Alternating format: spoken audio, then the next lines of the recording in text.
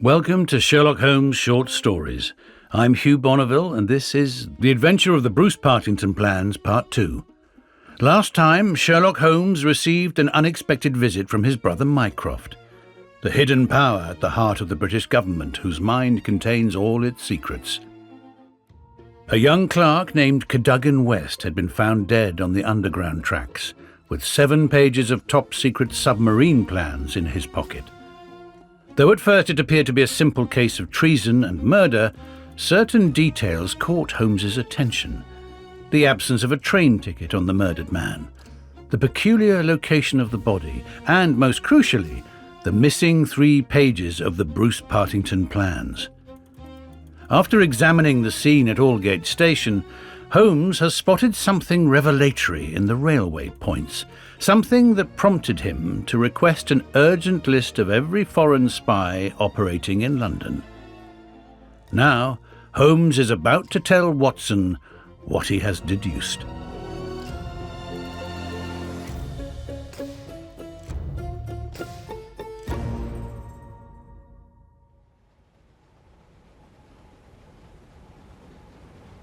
His eager face still wore that expression of intense and high-strung energy, which showed me that some novel and suggestive circumstance had opened up a stimulating line of thought. See the foxhound with hanging ears and drooping tail as it lolls about the kennels, and compare it with the same hound as, with gleaming eyes and straining muscles, it runs upon a breast-high scent. Such was the change in Holmes since the morning. He was a different man from the limp and lounging figure in the mouse-coloured dressing-gown who had prowled so restlessly only a few hours before round the fog-girt room. "There is material here, there is scope," said he. "I am dull indeed not to have understood its possibilities. Even now they are dark to me. The end is dark to me also, but I have hold of one idea which may lead us far. The man met his death elsewhere, and his body was on the roof of a carriage." On the roof? Remarkable, is it not? But consider the facts. Is it a coincidence that it is found at the very point where the train pitches and sways as it comes round on the points? Is not that the place where an object upon the roof might be expected to fall off?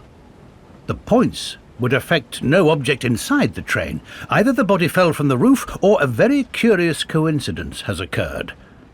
But now consider the question of the blood. Of course, there was no bleeding on the line if the body had bled elsewhere. Each fact is suggestive in itself.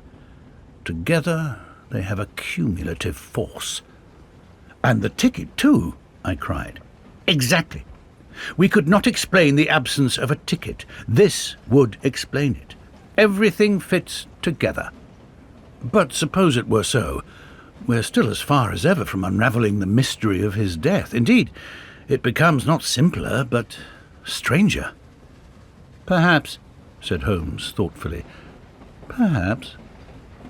He relapsed into a silent reverie, which lasted until the slow train drew up at last in Woolwich Station. There he called a cab and drew Mycroft's paper from his pocket.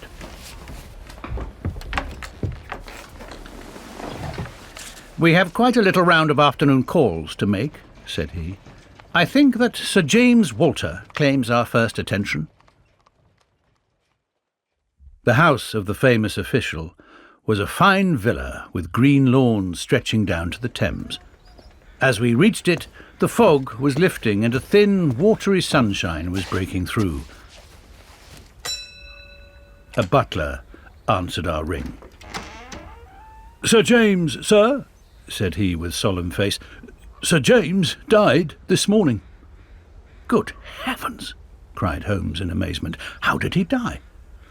"Perhaps you would care to step in, sir, and see his brother, Colonel Valentine?" "Oh, yes, we had best do so."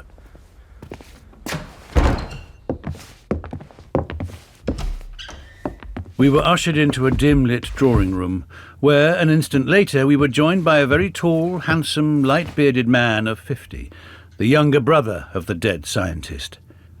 His wild eyes, stained cheeks, and unkempt hair all spoke of the sudden blow which had fallen upon the household. He was hardly articulate as he spoke of it. "It was this horrible scandal," said he. "My brother, Sir James, was a man of very sensitive honour, and he could not survive such an affair. It broke his heart. He was always so proud of the efficiency of his department, and this was a crushing blow." We had hoped that he might have given us some indications which would have helped us to clear the matter up. "I assure you that it was all a mystery to him, as it is to you and to all of us.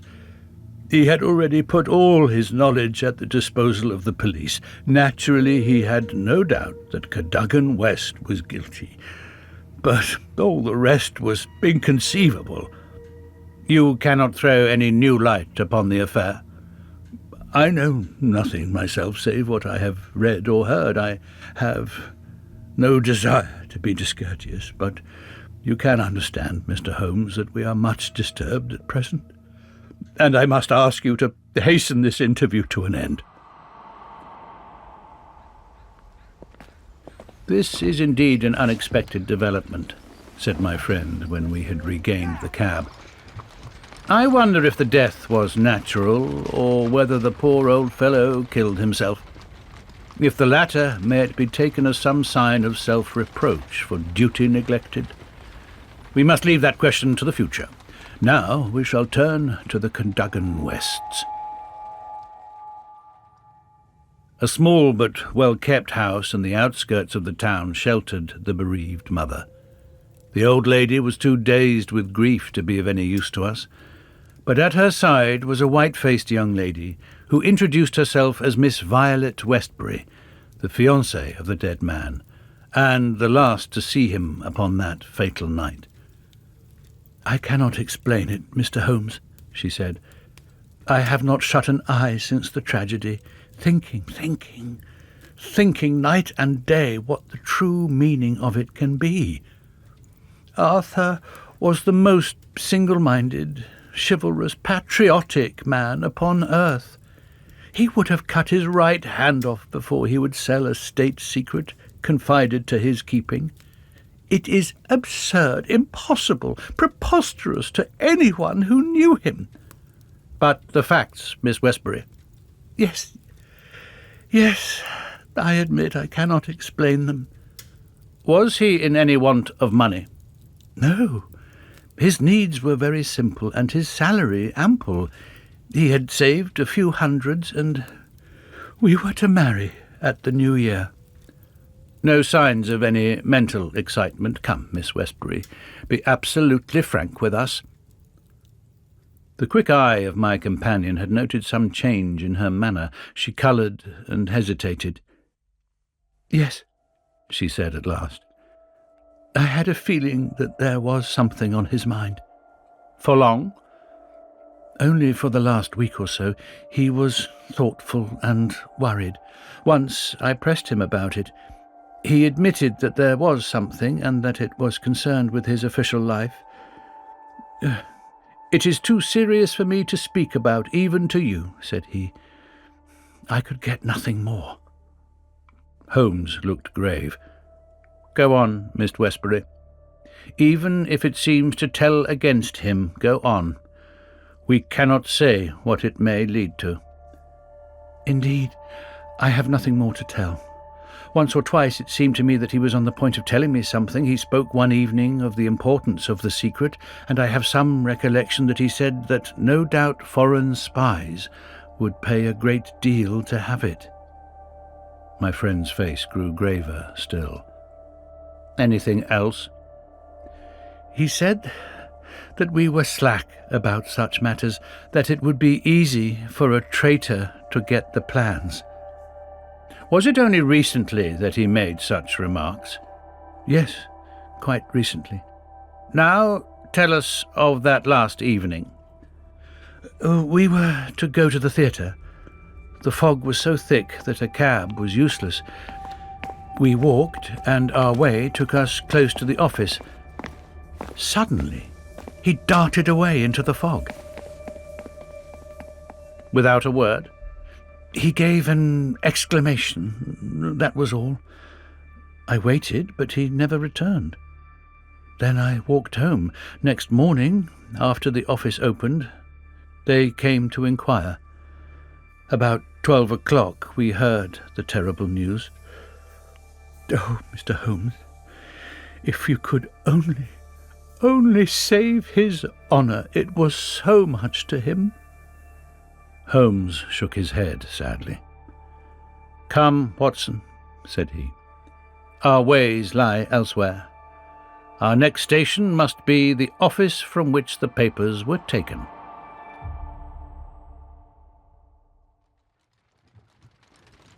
It was black enough before against this young man, but our inquiries make it blacker, he remarked as the cab lumbered off.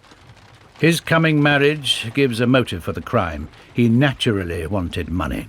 The idea was in his head, since he spoke about it. He nearly made the girl an accomplice in the treason by telling her his plans. It is all very bad. But surely Holmes' character goes for something. Then, again, why should he leave the girl in the street and dart away to commit a felony? Exactly. There are certainly objections, but it is a formidable case which they have to meet.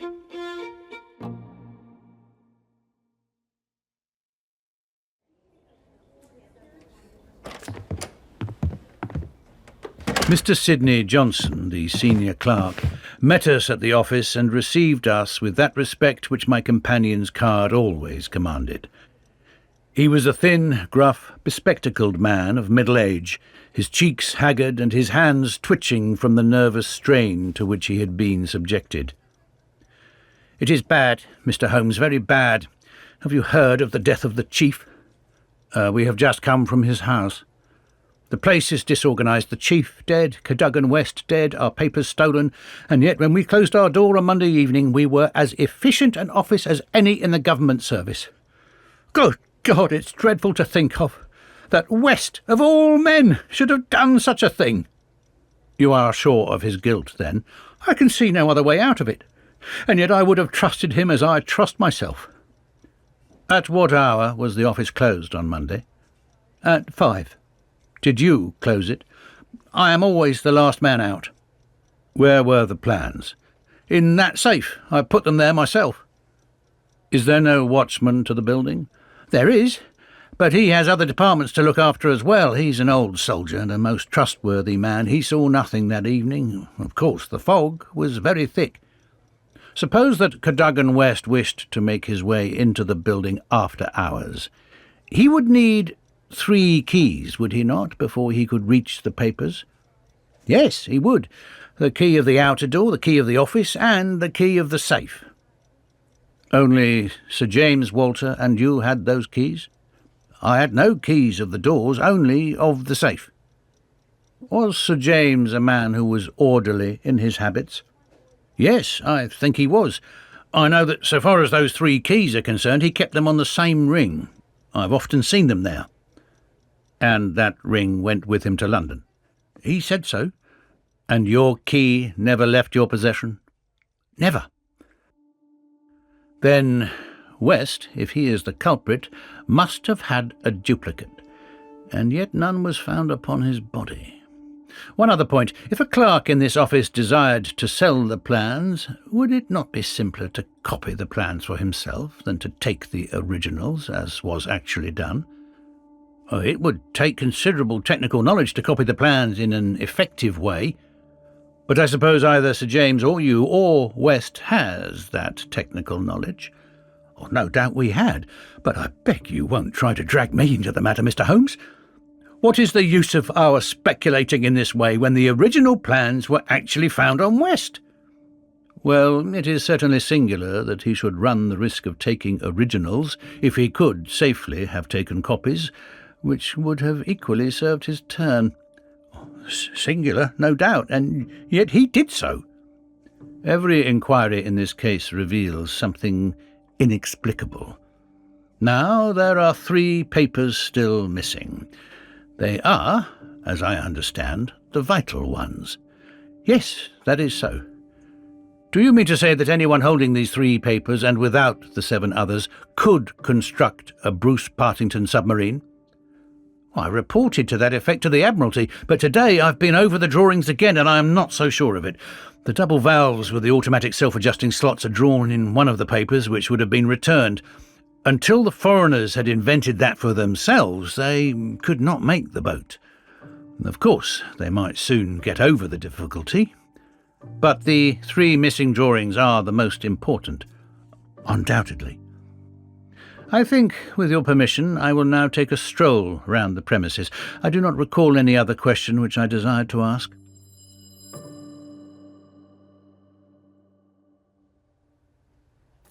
He examined the lock of the safe, the door of the room, and finally the iron shutters of the window. It was only when we were on the lawn outside that his interest was strongly excited. There was a laurel bush outside the window, and several of the branches bore signs of having been twisted or snapped. He examined them carefully with his lens, and then some dim and vague marks upon the earth beneath. Finally, he asked the chief clerk to close the iron shutters, and he pointed out to me that they hardly met in the centre, and that it would be possible for anyone outside to see what was going on within the room. The indications are ruined by 3 days' delay. They may mean something or nothing. Well, Watson, I do not think that Woolwich can help us further. It is a small crop which we have gathered. Let us see if we can do better in London. Yet we added 1 more sheaf to our harvest before we left Woolwich Station. The clerk in the ticket office was able to say with confidence that he saw Cadogan West, whom he knew well by sight, upon the Monday night, and that he went to London by the 8:15 to London Bridge. He was alone and took a single third-class ticket. The clerk was struck at the time by his excited and nervous manner. So shaky was he that he could hardly pick up his change, and the clerk had helped him with it. A reference to the timetable showed that the 8:15 was the first train which it was possible for West to take after he had left the Lady about 7:30. "Let us reconstruct, Watson," said Holmes after half an hour of silence. "I am not aware that in all our joint researches we have ever had a case which was more difficult to get at. Every fresh advance which we make only reveals a fresh ridge beyond. And yet we have surely made some appreciable progress. The effect of our inquiries at Woolwich has in the main been against young Cadogan West, but the indications at the window would lend themselves to a more favourable hypothesis. Let us suppose, for example, that he had been approached by some foreign agent. It might have been done under such pledges as would have prevented him from speaking of it, and yet would have affected his thoughts in the direction indicated by his remarks to his fiancée. Very good. We will now suppose that as he went to the theatre with the young lady, he suddenly, in the fog, caught a glimpse of this same agent going in the direction of the office. He was an impetuous man, quick in his decisions. Everything gave way to his duty. He followed the man, reached the window, saw the abstraction of the documents, and pursued the thief. In this way we get over the objection that no one would take originals when he could make copies. The outsider had to take originals.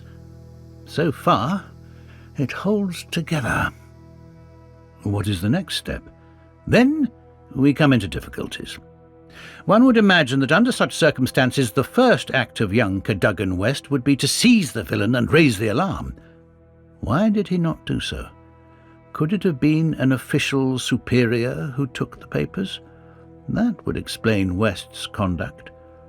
Or could the chief have given West the slip in the fog, and West started at once to London to head him off from his own rooms, presuming that he knew where the rooms were?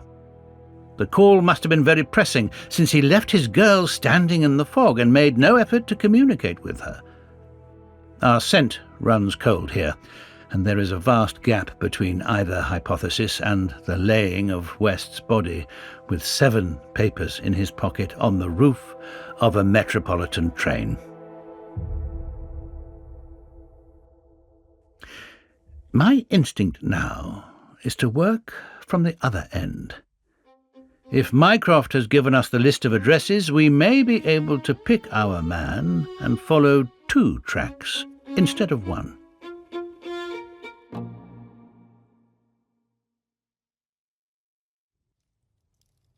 Surely enough, a note awaited us at Baker Street.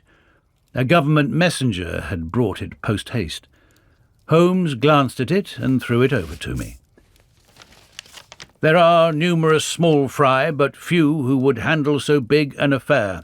The only men worth considering are Adolphe Meyer of 13 Great George Street, Westminster, Louis La Rothière of Camden Mansions, Notting Hill, and Hugo Oberstein, 13 Caulfield Gardens, Kensington.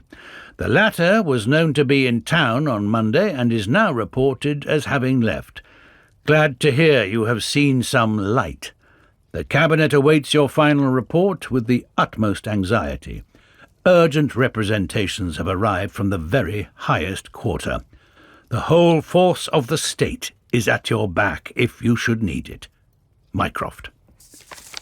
I'm afraid, said Holmes, smiling, that all the Queen's horses and all the Queen's men cannot avail in this matter.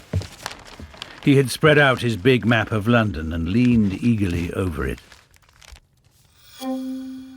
Well, well, said he presently, with an exclamation of satisfaction.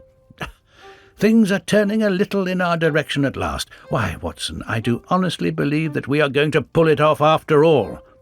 He slapped me on the shoulder with a sudden burst of hilarity. I am going out now. It is only a reconnaissance. I will do nothing serious without my trusted comrade and biographer at my elbow. You stay here, and the odds are that you will see me again in an hour or 2. If time hangs heavy, get foolscap and a pen, and begin your narrative of how we saved the state. I felt some reflection of his elation in my own mind, for I knew well that he would not depart so far from his usual austerity of demeanour unless there was good cause for exultation. All the long November evening I waited, filled with impatience for his return. At last, shortly after 9 o'clock, there arrived a messenger with a note. "Am dining at Goldini's restaurant, Gloucester Road, Kensington. Please come at once and join me there. Bring with you a jemmy, a dark lantern, a chisel, and a revolver. S.H." It was nice equipment for a respectable citizen to carry through the dim, fog-draped streets. I stowed them all discreetly away in my overcoat and drove straight to the address given. There sat my friend at a little round table near the door of the garish Italian restaurant. "Have you had something to eat? Then join me in a coffee and curacao. Try one of the proprietor's cigars. They are less poisonous than one would expect. Have you the tools?" "They are here in my overcoat." "Excellent. Let me give you a short sketch of what I have done, with some indication of what we are about to do. Now, it must be evident to you, Watson, that this young man's body was placed on the roof of the train. That was clear from the instant that I determined the fact that it was from the roof and not from a carriage that he had fallen. But could it not have been dropped from a bridge? I should say it was impossible. If you examine the roofs, you will find that they are slightly rounded, and there is no railing round them. Therefore, we can say for certain that young Cadogan West was placed on it. How could he be placed there? That was the question which we had to answer. There is only one possible way. You are aware that the underground runs clear of tunnels at some points in the West End. I had a vague memory that, as I have travelled by it, I have occasionally seen windows just above my head. Now, suppose that a train halted under such a window. Would there be any difficulty in laying a body upon the roof? Well, it seems most improbable. we must fall back upon the old axiom that when all other contingencies fail, whatever remains, however improbable, must be the truth. Here, all other contingencies have failed. When I found that the leading international agent who had just left London lived in a row of houses which abutted upon the Underground, I was so pleased that you were a little astonished at my sudden frivolity. Oh, that was it, was it? Yes, that was it. Mr. Hugo Oberstein of 13 Caulfield Gardens had become my objective. I began my operations at Gloucester Road Station, where a very helpful official walked with me along the track and allowed me to satisfy myself not only that the back stair windows of Caulfield Gardens open on the line, but the even more essential fact that, owing to the intersection of one of the larger railways, the underground trains are frequently held motionless for some minutes at that very spot. Splendid, Holmes. You have got it. So far, Watson. We advance, but the goal is afar.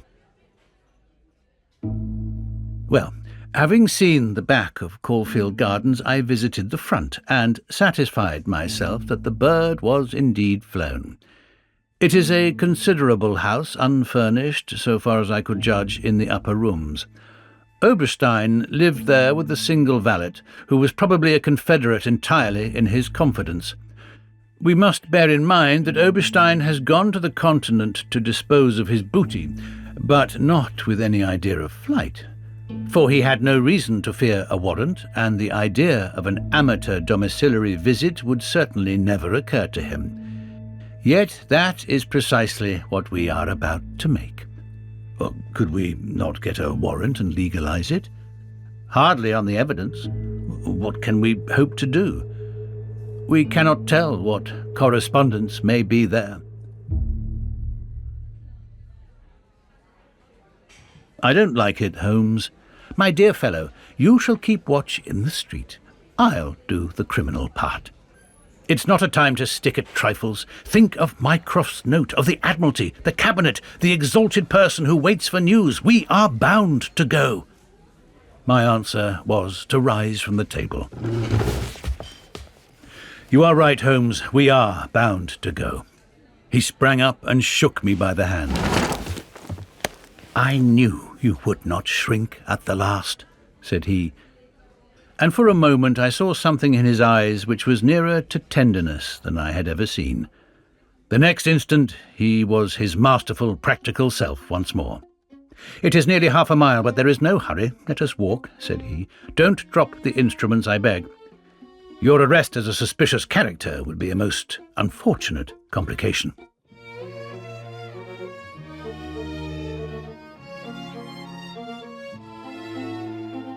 Next time, in the final instalment of the adventure of the Bruce-Partington plans, Holmes and Watson execute their risky break-in and are shocked at what they find. A late-night visitor reveals a tale of betrayal more shocking than even Holmes anticipated. And the great detective begins a deadly game of cat and mouse that will determine the fate of England's greatest military secret.